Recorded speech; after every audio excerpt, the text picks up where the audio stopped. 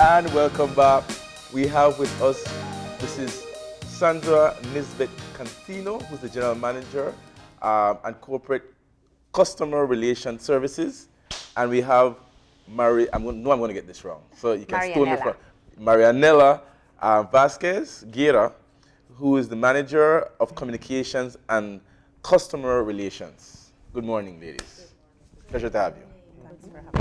Representing the Social Security Board as we talk about your upcoming 37th anniversary. So let's take it back to the beginning.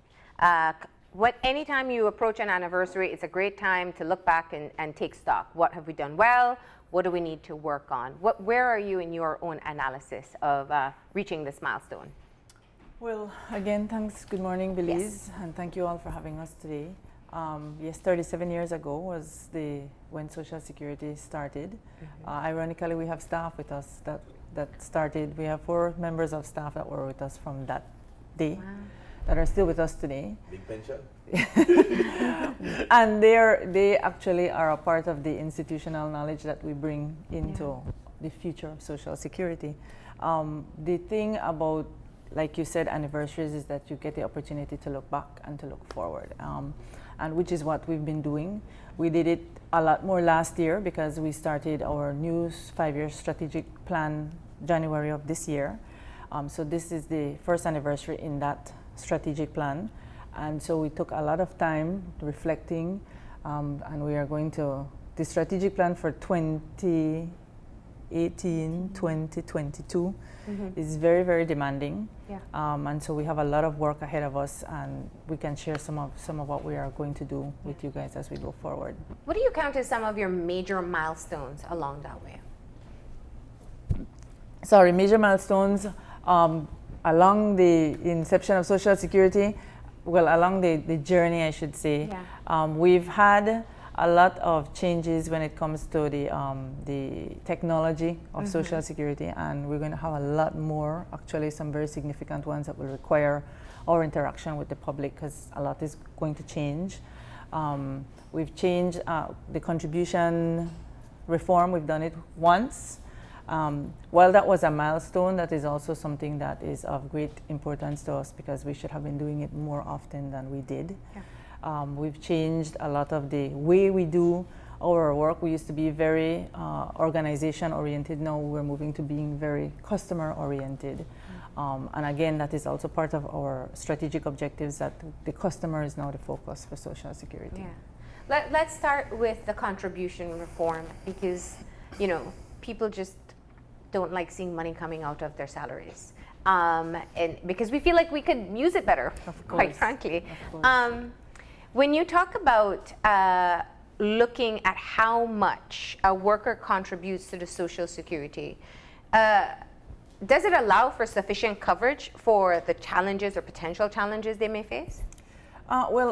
Depends. Social Security, and we're trying to shift the focus of Social Security in the eyes of the worker, as being more of an investment in your future, because that is one of the largest branches of Social Security is the long-term branch, which is where we pay pensions, and that is extremely important. It's as a worker working, especially the younger workers, they don't look at that time of retirement. They just want to see, they are most concerned about their paycheck and what comes out and what goes in. Yeah. But the time of most need is the time of retirement. And so that is where you get back more than you put into Social Security, number one. Number two is that we want the worker to understand that it's an investment in your future, but a social safety net in the event that something goes wrong. So a lot of the benefits that we pay out are also short term, but the greater portion is in the pension areas. Yes, is for the pension. And maybe perhaps, she just wanted. Mariana has some examples that she can give in regards to what you put in. Right, exactly. We did an example of. Say, for example, you have been paying for 35 years, right? You contribute to your contributions continuously for 35 years at the highest rate. Perhaps they can share the information so that we can look at it. That would be, for example, a nurse or a doctor. that Okay. would fall So into they would that be category. contributing like what? How They would much? be contributing, The okay, the highest, at the highest. More than $300 per week. Okay. Right. That's what And you'd be so earning. if you look at those 35 years, the total contribution would be a little over 29,000, okay? Close to 30,000 when you add up the workers' contribution and the employer's contribution, okay? And so when you look at the payout that they would get in the retirement pension, for the first year, for example, at a pension weekly rate of 192, for the first year, that would be like close to $10,000 per year. Okay, so if you compare that now, in like 3 years' time, the contributor would have received the money that was paid into Social Security. Yeah. Now, if this person lived for more, 10 years, 20 years, then you can see the investment on your retirement. Yeah. 15 years, if the person would live for 15 years, you are talking about closely to $150,000, of getting a pension, Yeah. compared to what was contributed in contributions. Can I go back though? Social Security is here. It's mandated by law that you have to register. And it's like government imposed insurance. That's what it is. But could you talk to us about the purpose of it and why we should even be forced to be part of this? How did it get here? A lot of countries have it. Yes, their social security programs are a part of just about every other civilized country that we are aware of. We partner with the Central American brothers and sisters sometimes, and Caribbean by virtue of our geographical location. But the basic social security is a social safety net. That is basically the words that they use to describe it. And it's there, there are reasons why both the employer and the employee contribute, because the social security should be there. We are there for the worker when they're sick and when they retire. And so it's an investment on behalf of the worker in their future, and on behalf of the employer in the instances of sickness and maternity and the other short-term benefits that we cover during your time of contributing as a worker into the program. But it's kind of like an insurance company too, because there have been, I don't want to jump right into complaints, but one of the problems that some people have is that, listen, you're maybe 2 contributions short, and so you don't qualify, and there's that hard-nosed, almost private sector approach to something which should be a public sector, as you said, a more consumer approach that you're taking now. Does the Social Security Board have the ability to be a little bit more flexible than a private insurance company in meeting out benefits and qualifications? Well, for like every other social security, we are guided by our legislation, and there are requirements and qualifying conditions for a reason, and it's because we need to ensure the sustainability of the fund. If we would not follow those guidelines, then anybody would be able to qualify without contributing. A lot of the requirements are tied to your contributions, and so it would be irresponsible of us to not follow the legislation. And I understand, because I mean, 2 contributions short, a legal lady. that hurts. No, that hurts. not to get nothing. No, it hurts That's us. harsh. It hurts. Harsh. I mean, I can understand you're saying, oh lady, for retirement, you can either qualify for a retirement pension or a retirement grant. Yeah. That scenario with the qualifying conditions is mostly for persons that in the short-term benefits areas, for sickness and for maternity, which is just as painful, because it's a time when people need it. Yes. But because a lot of that happens because of the education of the worker, they don't know what they need to qualify. While that is the responsibility of the worker to a certain extent, we accept some of that responsibility, and that is one of the areas that we will be embarking on this year under our strategic plan, is to educate people to understand what your qualifying conditions are. If you don't qualify, why don't you qualify, and to be able, and how to fix it. Yeah, and ensuring that your contributions are going in. We Exactly. hear horror stories all the Yes. time of people retiring, and then they find out there's a gap in their contributions, which one assumes their employer is fulfilling. Now, if we were to look at the Social Security system in Belize and compare it to the Caribbean or Central America, how sophisticated is the program that we have in terms of ranking? Our coverage, the benefits that we cover, we are one of the very few Social Security programs that covers employment injury under our system, which is injury on the job. Yes. The reason being that that can be very, very, very costly depending on the injuries and the disablement and the resulting disabilities afterwards.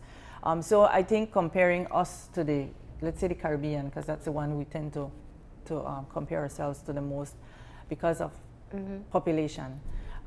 We would definitely have greater coverage than a lot of the Caribbean countries. Now in the Central American countries, it's different because they pay a lot more, but they also are entitled to hospitalization, secondary care that people in Belize tend to think that Social Security should cover in Belize. We haven't gotten there yet. All of those things are on the table for the future.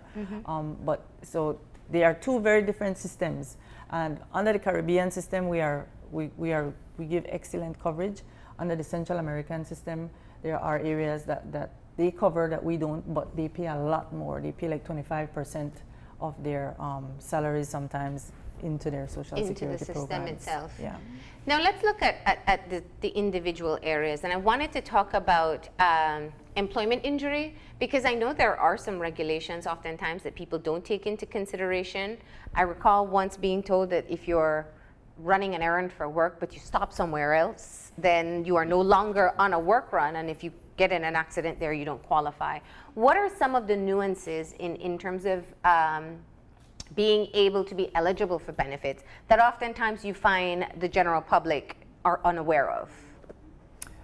Well, for employment injury, you qualify for that coverage as of day one of employment. Okay. So that is the only benefit at Social Security that you do not have to have contributed one contribution to be able to qualify.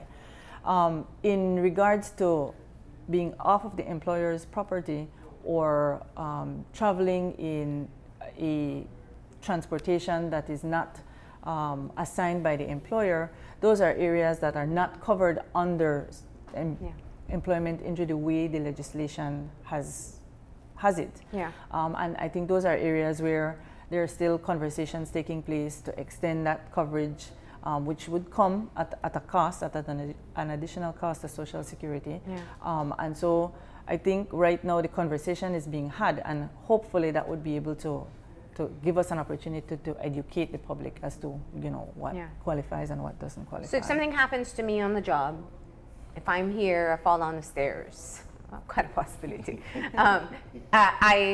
And it's my first day on the job, I qualify for employment injury benefits. Yes, you do. How often do you find people utilizing this? We pay out a large amount of our benefits under employment injury. Okay. So especially like in the agriculture sector, they get frequent injuries, machete cuts, might not be anything major. The construction industry, we have a lot of very expensive injuries because people fall from scaffolding, and all of this has to do with safety in the workplace. And so that's another area that we're looking at to champion the Occupational Safety and Health Bill because it provides a safer work environment for the workers. What's the limit on the coverage? What's the cap? There's at this time no cap. Wow. Ooh. Okay. Interesting. Yeah. So there are some. And that's where you talk social safety net because if I don't have any type of insurance and I am a construction worker. Right.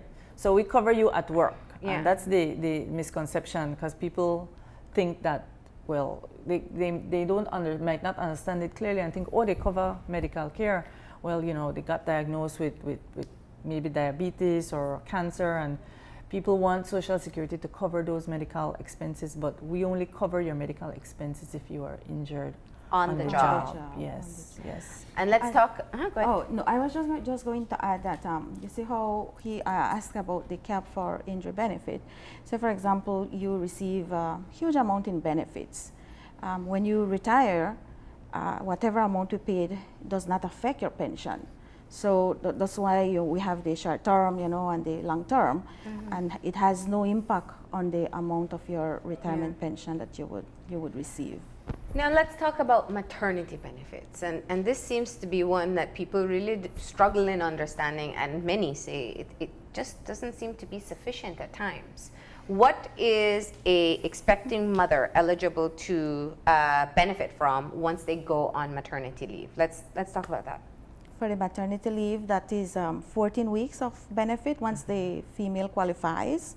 And it depends on the contributions, that they pay and the rate of the contribution. So we pay up to 14 weeks, 7 weeks before the due date of delivery, and then 7 weeks after the due date. And then in addition to that is the maternity grant, which is $300. Okay. And what do you find to be some of the areas where perhaps people need more education on? You spoke of being eligible, which means you have to have a certain number of contributions. What's that? Definitely. For maternity. For maternity, you need to have 50 contributions, accumulated contributions. Total. Total. For your work life. Right. Okay. For And confinement? Well, confinement Yes, is well, just a term used. before delivery. Isn't it the same? Then the other qualifying condition is that you need to have 25 paid contributions from the 39 weeks. We go back 39 weeks. Okay. Before, again, the child is born.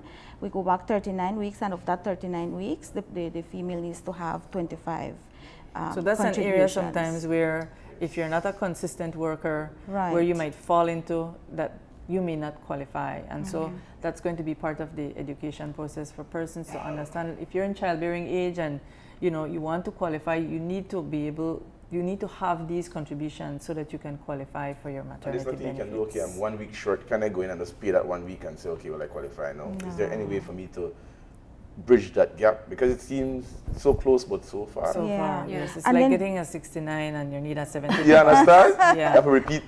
And then the other key one is I that you know. have to be in insurable employment, which means that you have to be employed Yes, to qualify. to And qualify. this includes, I have to say, does this include paternity Paternity, of leave? course. No, it doesn't. No, it doesn't? No. That kind of sexist? Well, paternity Maybe a little. leave isn't mandated in Belize, and I really think that's something you should take up because There it is are important. Employers, individual employers, I think would Yeah. offer paternity leave. Yeah. But indeed, paternity leave would do a lot in encouraging fathers to Absolutely. be at Strengthening home the to help family. the mom. Yes, so Absolutely. another area that we Partner. can look at Yeah. for the future of social When you And security. so it's start in- your, so it's when in the you start your 2020 men's department to lobby for men's gonna happen. rights, That's gonna yeah, be the you first can on the work on agenda. that. There So, maternity leave, and I got to move into the big one because the questions are already coming in. Pension. At what age does one become eligible for the benefits? Let's start there. For a pension, Yes. you are eligible for your social security pension at age 60 if you're unemployed, and at age 65 if you're employed or unemployed. At age 65, as long as you meet the requirements, everyone is eligible, but you have the option for an early retirement if you're not employed at age 60, Okay. from age 60 What- to age 65. What does one need to qualify for a pension from Social Security? You need to have 500 paid contributions, which is equivalent to like 10 years of contributing. Of work. Okay. Of work. Up until the point of retirement, or it could have been I worked for a period of time and hadn't Yeah. been working for a It's long the time. accumulated. Accumulated. Total over your lifetime. Okay. Isn't there a That's the first non-contributory one. pension Yes. as well? Yes.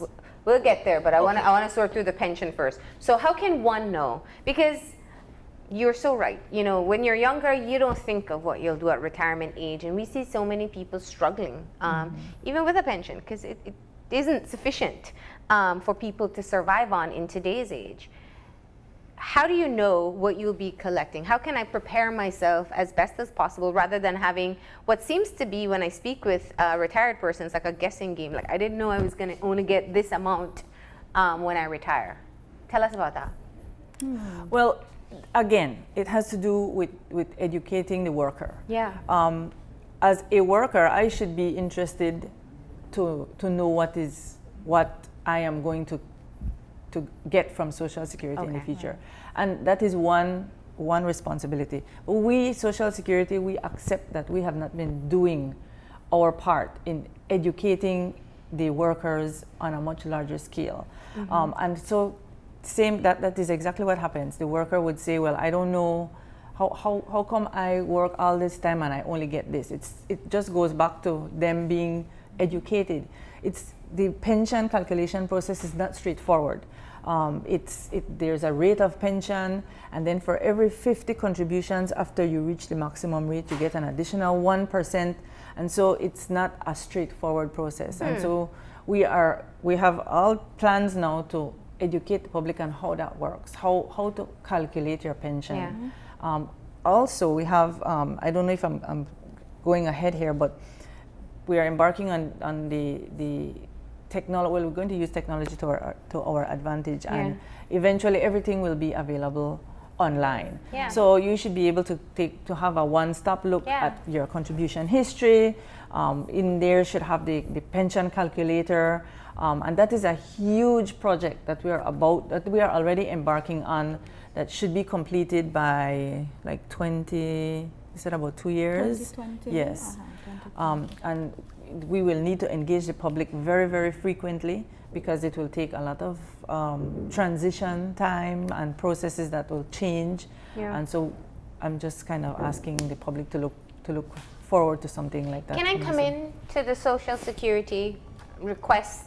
How much I've contributed so far, if I continue on this particular path, what I'd be looking at in terms of my pension. Can I perhaps be more proactive about it as well? Absolutely. That is something that we encourage, our insured persons to do. Even at least once a year, come in, check to see if your contribution history is up to date, because we don't want to wait until retirement time. Or say, for example, you die, and then it's your family who is left to to be checking your records, and by then probably they don't remember where the person was working. So it is important that we take that responsibility to check our contribution record. And where do you find that people need the most education in this issue? And before I go there, some people, I've spoken to teachers in retirement specifically, and they really don't collect very much. And when you think of a person at 60 or 65, depending on the involvement of their children, trying to live on sometimes less than $1,000, it is impossible. What is the average pension that a Belizean is collecting in this country from Social Security? The minimum pension that we are paying at this time is $49.35.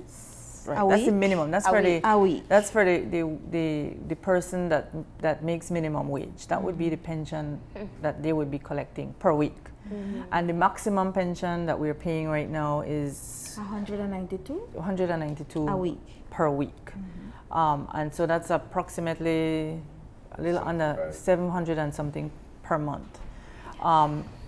Government workers also have their own pension system, and so they have that opportunity. Yeah. But we are here for all the workers of Belize, and so our concern is what all the workers are getting, and that is one of the proposals that we have made to the unions and to the workers, to our stakeholders in the reform process, is to not only increase the payment, the contribution, and I need to reiterate this, the proposal is not proposing an increase for the present group of workers. Okay. It is proposing an increase in persons that make more than $300 a week up to $500. So it's not going to affect the present rates of Social Security for the workers that make $300 or less. But going back to that, is that we're not only proposing an increase in the contribution, but also an increase in the benefits. And so your pension payouts will increase, because right now, because we have not been doing the reform that we're supposed to be doing, our payouts are they are reflecting a much lower cost of living and a much lower salary base.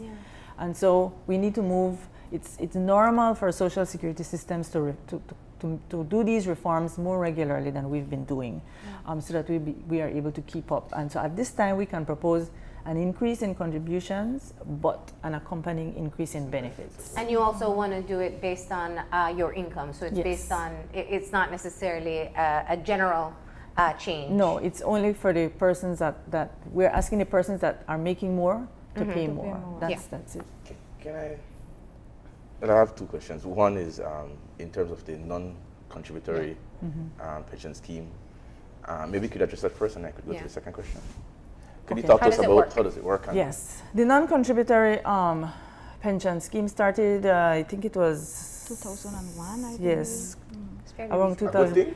thing? Well, the original intent was kind of to provide some sort of safety net for persons who have contributed to the development of the country, but not to Social Security. So it was targeted primarily at the time for like housewives, mothers who care for the kids and who care for the home but don't work and don't contribute. So it was kind of a poverty alleviation initiative at that time.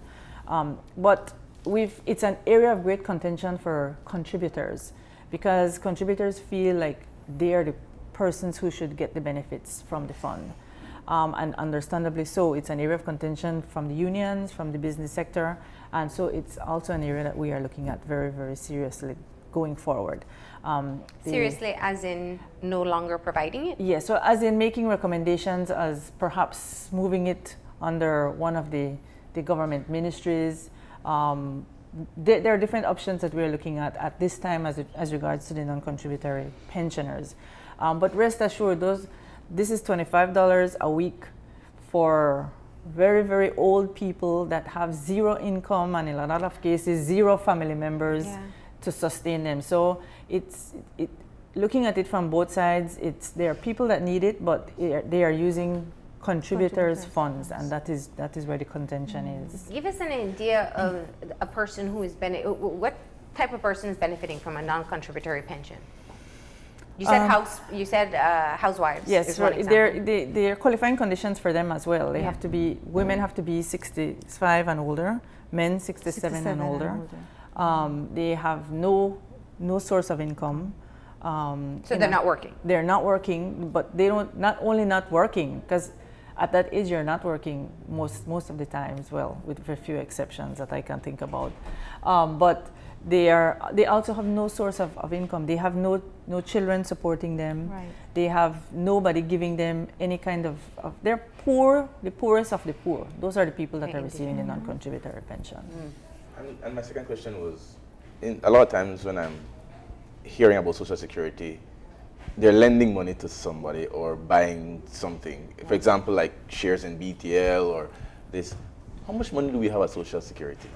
Are we rich? Well, Social Security's investment portfolio, I think, is around $500 million, if I'm not mistaken.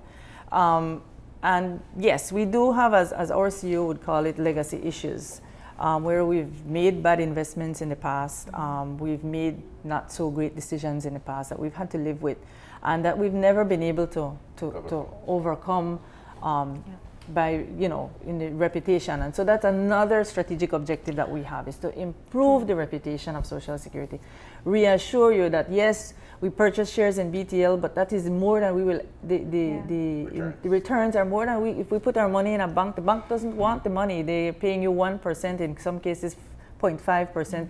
So those are things that the investment committee has to look at. The investment committee also now has a representation of the social partners, which it didn't have before. So that's an area where we're trying to strengthen the accountability of the investments. And I appreciate that. I just wanted to touch on the reform for the investment portfolio, because it oftentimes, I think what we hear is that people feel that they should be consulted or educated before a decision. It's our money. You know, we put it in with Social Security for a long-term benefit, and obviously you want to be able to get a better return. That's understandable, especially what's offered at the banks. Right. But also, as the person's contributing, what are we looking at in terms of long-term reform to ensure that I have a say, or at least I'm well aware of where the investments will be made? Because if the entire country says, no, I don't want you to invest it in a cacao farm, there should be some kind of responsibility there to at least listen. Well, there is, Marlene. They had the whole investment portfolio has been revised. Yeah. There are a lot of changes that were made, and so by law we have to advertise every single investment that we make. Yeah. And an example of your is your not agreeing to that the people don't want the investment from us. So I think it was Santander had made a bid for an investment. Social Security advertised it, and the public outcry was no, no, no. And because of that investment was not pursued. And so we do have that facility in place. Yeah. Now, again, you have to be engaged. You have to be, Yeah. I mean, you need to read the newspapers. Again, another area we're going to improve on, we are strengthening our website. Yeah. We now have a Facebook page. All of these things will be posted on the more popular social media places now. Before, a lot of people don't even read the newspaper, or if they read it online. And so we have to now play catch up with the social media world, Yeah. which we are doing. So we invite people to like the page. It's not for likes, but it's for information. It's a very important source. It will be a very important source of information for Social Security, our Facebook page, and our website, and the other areas that are coming up soon. So much work to be So done. much to do. And I want to go back to one of the biggest shifts that you spoke of, and it's moving from an organizational structure to becoming more customer oriented, and that's a big shift. We, as consumers in this country, we tend to be passive. We just only go in when we need to collect something, complain when we leave, and not necessarily use a complaint system. What are some of the things that you're hoping to really make a change on in shifting your organization to focus on those who are contributing and benefiting? Well, the whole strategic plan, is going to, we're aligning all the initiatives that we are going to embark on the strategic objectives. Yeah. The first one, enhancing the delivery of customer service. We have there the online portal where our employers, it's targeting employers, the way how they can pay their contributions online rather than having to go to the offices and wait in line for them to go to the cashier. Yeah. The direct deposit that we currently have. In October, it's going to be more like the payment of all the benefits Mandatory. will be mandatory, where we pay the benefits through the insured person's bank account or credit union account. And again, it's thinking of the customer. You don't have to come back to the office to pick up a check. Yeah. It's going to go directly to your bank account. You get a text to say you're right, and your getting a money has been notification. deposited. Right. That's a good text to have. That's a good thing. Yes, yes. Also, the Peranza, Ms. Cancino mentioned about technology, improving what we do, having a single view of the customer, looking at the contributions, looking at everything, single view of the customer with the Peranza, the integration of our systems. Peranza is the Garifuna word for hope, by the way. So that's what we named the project a couple years ago when it was born. Yeah.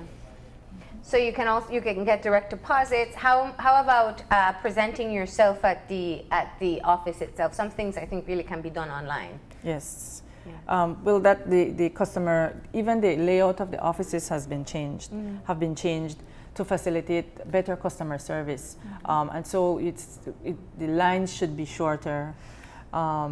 Of course, the transition will take some time from in-office attention to online. Some people prefer online, some people prefer in office. So we are facilitating all the customer channels that we possibly can, so that the customer can. Yeah. And you guys do a ride. It's a ride across Belize. Yes. And I guess that's playing into getting people to buy in to the fact that this is something from us and for us. What else is Social Security Board doing to up its PR to get people to buy into, say this is something good, this is something for us. Right. It's not something political, this is not something like another insurance company, this is something for us. Yes. Well, two things. First, that political word is one of our challenges, because people play political football with Social Security all the time. Politics, sickness does not choose a party, does not choose a gender, and neither does retirement. And so those are basically the areas that we cover, and we really, really want people to understand that while there might be some politicking, we, the workers at Social Security, are there for everybody, all of our customers, with no exceptions. And so we ask that, as much as possible, look at us from the green and gold and yellow lens. And then secondly, we have our scholarship program as well that we are embarking on, and we are actually in the process of revising our entire communication strategy, and probably embarking on new social initiatives that you will be seeing probably next year. But there is a level of politicking that has to take place. And we were speaking off camera about the rollout of NHI. And, Belize was so advanced in being the first to roll out NHI in this region for the South Side when it was the pilot project. But somehow it's kind of just stopped there. We've included a couple other areas. I know elderly persons, I think Dangriga, yeah. But the countrywide rollout has just been on pause indefinitely. Talk to us about that issue. I will talk to you as best as I can. Yes. NHI is a huge entity on its own. They work with Social Security. We administrate their finances, etc. Yes. I can tell you that the desire for a countrywide rollout of NHI is there. It's there from the people at NHI, and I believe even the people at the Ministry of Health. I am thinking that perhaps prioritization and budgeting would need to be done to ensure. But it would be a benefit to the entire country if NHI rolls out, because they provide that primary preventative care that would stop people from being so sick, for example, just to put it in straightforward terms. And so it is certainly something that we would support. Social Security does not finance NHI in any way, shape, or form at this time. They are fully financed based on their the Ministry of Health and their own. They're your partner. Yes, they actually fall under the because when it was in its inception, it was an arm of Social Security. It still very much is. They are now working along with us in meeting our 5th strategic objective, which is improving health outcomes. Because a healthier Belize is a healthier workforce. Yes, it means maybe we're not going to pay so much sickness benefit, but it means that people are healthy, and that is basically what we all want. And as you say, a healthier Belize.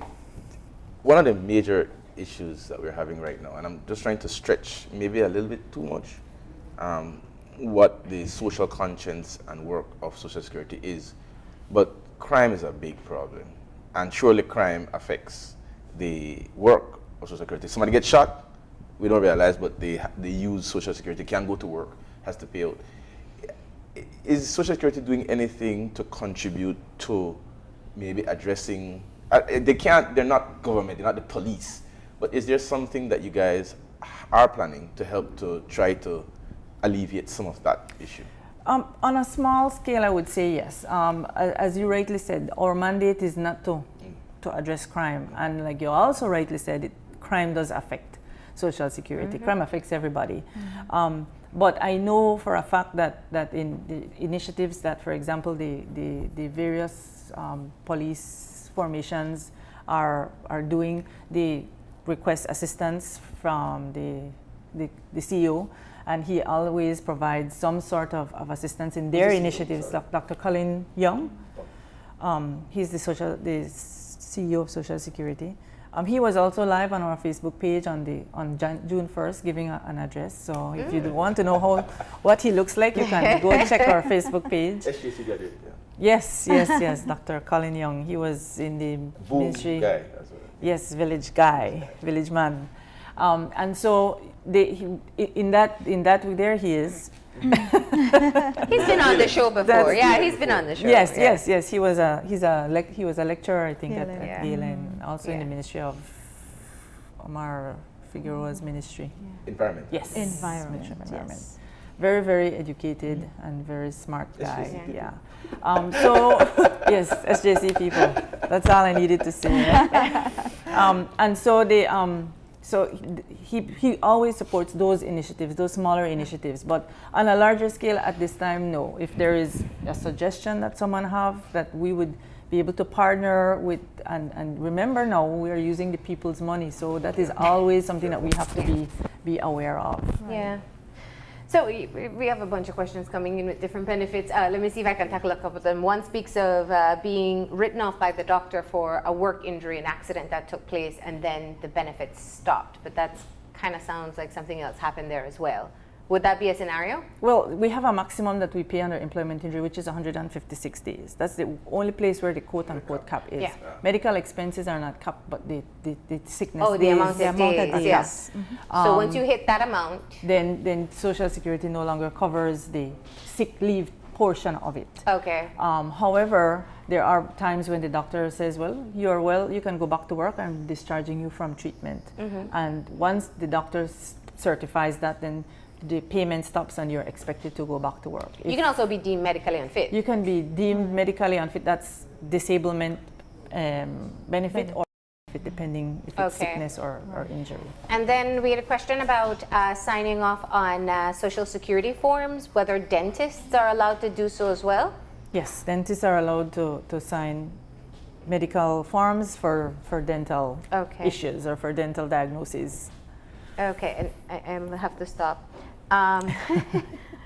How do you collect See, we need to money do more interaction when- with the public. Well, we do, and we really try. When we do have the opportunity, we do Yes, have to it's try hard to to do fit it in here. people's questions. But this is the last one. So, how do you remedy the situation when you invest in a business and the business fails? Well, I guess I'm not from the investment portfolio, but collateral is basically what secures a loan. Okay. It's no different with an investment loan.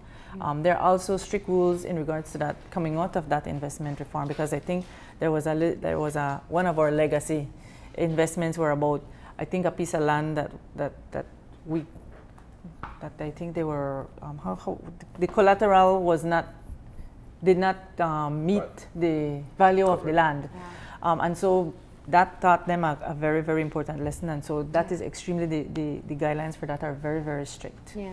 So if you make a loan and you can't pay, then more than likely we have something of yours that will secure the value of your loan.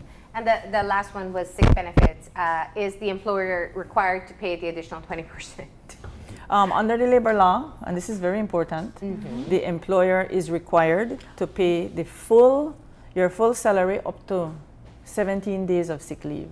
So whatever we pay, the employer is required to pay whatever additional amount to bring you to your weekly salary for 17 days, and that is under the labor law. A lot of employers do not do it. Yeah, and they that only is- make them file Social that is Security. and illegal. that's That is illegal. Their employer is required by law to pay 17 days of sick leave for you. In addition, like for example, if Social Security pays $150 and you make $300, your employer is required by law to pay the additional $150. Or if you make $1,000, they are required by law to pay the additional $900, $850 to make sure you have your full salary for 17 days of the Good news Yeah, there. there you go. See, that's a very common misconception. That's that a people labor, have. exactly. Yeah. So we all need to be educating the public more, and that's what we're going to do. I mean, Yeah. that's how I would So like while to they were end off. complaining that Social Security isn't paying enough for sick benefits, they didn't know they were letting the employer off the hook. Because in some cases the salaries are bigger, Yeah. and the employer would have a larger portion to pay. Yeah. And that's another area that we are trying to address in the reform. Well, that's why Facebook and social media is so helpful, because people can be able to respond to you directly. As you mentioned earlier in the show, you have a very active Facebook page where people can message, ask questions, and it's get their getting concerns very, very busy.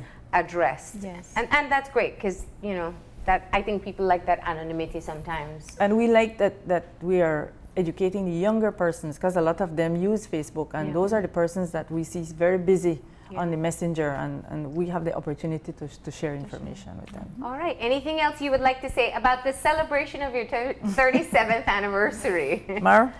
Well, actually, I want to take the opportunity to Yeah. actually thank our staff at the branches, because we had an open day on Friday, June 1st, at all of our 9 branches.